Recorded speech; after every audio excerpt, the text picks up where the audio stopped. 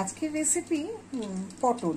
আপনাদের দেখালাম যে আমি কেমন করে পটলগুলোকে তৈরি করেছি।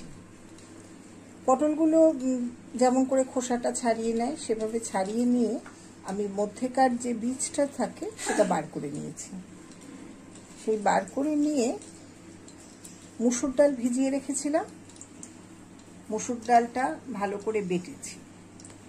বাটার পর লাস্টে যে বীজগুলো ছিল পটলের সেগুলো দিয়ে আরেকবার ভালো করে বেটে নিলাম।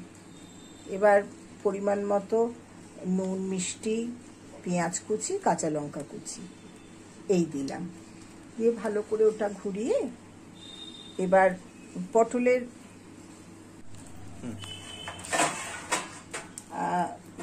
ব্যাপারটা হলো যে পটলগুলোকে আমি নুন আর হলুদ মাখিয়ে অনেকক্ষণ রেখে দিয়েছিলাম যাতে একটু নরম হয়। এবার আমি ওই যে পুরটা তৈরি করেছিলাম সেই পুরটা কি করেছি, পটলের মাঝখানটা ফাঁকা ছিল তো তার মধ্যে আমি ভরে দিয়েছি পুরটা। এবার ছাকা তেলে ভাজার কথা।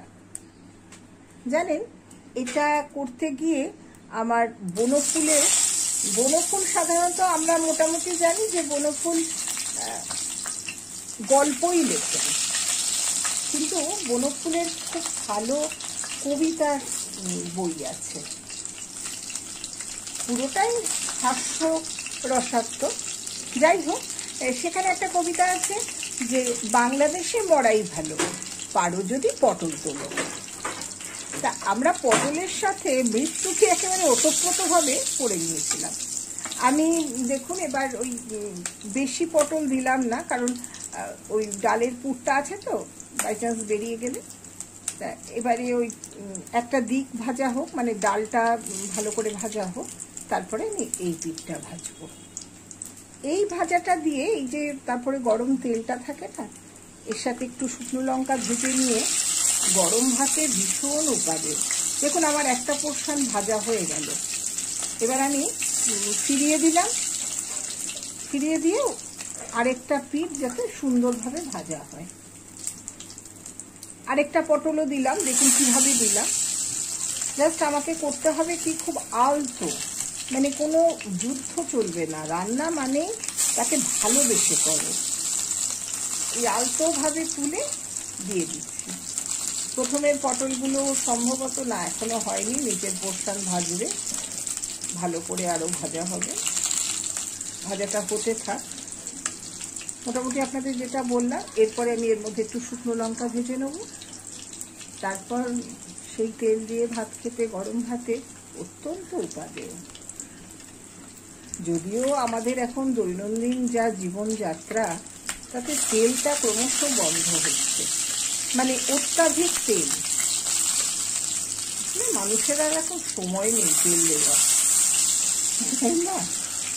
যাই হোক, এপিঠটাও লাল হয়ে গেছে ডাল বাটাটা। আমাদের দেখতে হবে একটু, এবার আমি আঁচটা কমিয়ে দিই, তাহলে কি হবে, ওপিঠটা সুন্দরভাবে সুসিদ্ধ হবে। সেদ্ধটা ঠিক না হলে না, ওই ম্যারিনেটের পরেই প্রধান লক্ষ্য থাকে সেদ্ধ। আর একটু পটল হোক, আমি দেখে নিলাম।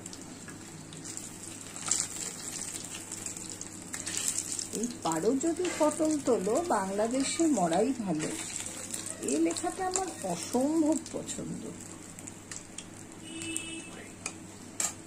আপনারা এই রান্নাটা ঘরে একবার করে দেখতে পারেন, মানে খুব যে উপকরণ লাগছে তা তো নয়। একটু ডাল, আমাদের মসুর ডাল সবার ঘরে থাকে, মাসে তো মানে মসুরির ডালটাই সবচেয়ে বেশি হয়, যাই মসুর ডালটা থাকে। এক মুঠো মসুর ডাল যদি ভিজিয়ে দিতে পারেন তাহলে আপনার মোটামুটি অনেকটাই বাটা হবে। তার সাথে পটলের ওই বীজগুলো থাকে, পরিমাণটা খারাপ হয় না। অন্তত আপনি 250 গ্রাম পটল কিনে সেটাকে এইভাবে কেটে তারপরে ভেতর থেকে বীজ বার করে এই ভাজাটা করতে পারেন। মসুর ডাল তো বড়া আমরা অনেক সময় খাই, মসুর ডালের বড়াটা হয়, সেটা খাই। এটা একটু নতুনত্ব, খেতে ভালো। ওই আমরা এখন সবাই খুঁজি না যে যা করছি তার ভেতর কোনটা নতুনত্ব, সেটাই খুঁজি।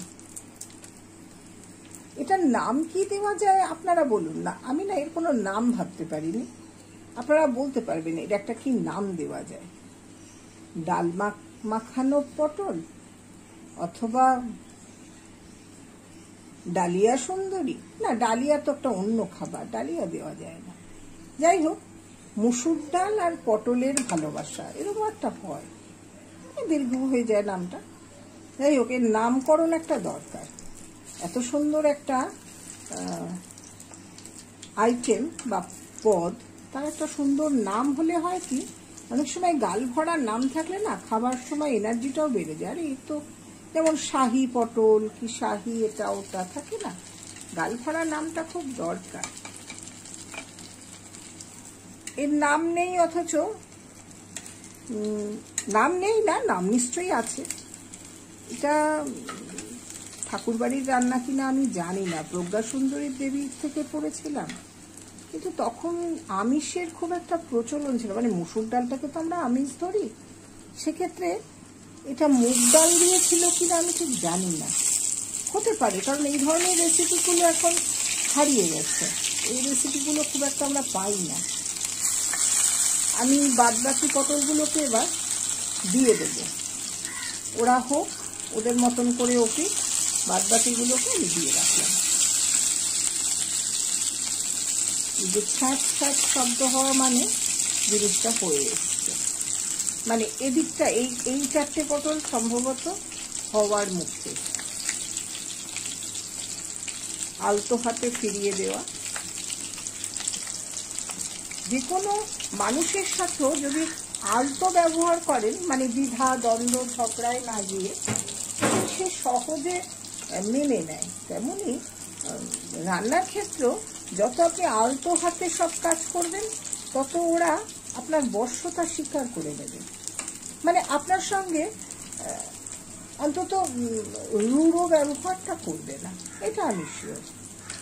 আমি যেহেতু ওদেরকে খুব ভালোবেসে এপিট ওপিট ফেরাচ্ছি, সম্ভবত তাই সেই কারণেই বোধহয় ওরা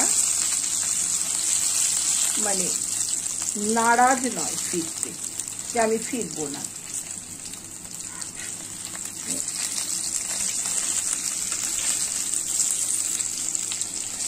এবার ওদেরকেও ফিরিয়ে দিলাম, এরাও তৈরি হচ্ছে ওঠার জন্য, আর দুতরফই হয়ে গেল। আজকের মতন আমার পটল শেষ হলো। ভালো থাকুন সবাই।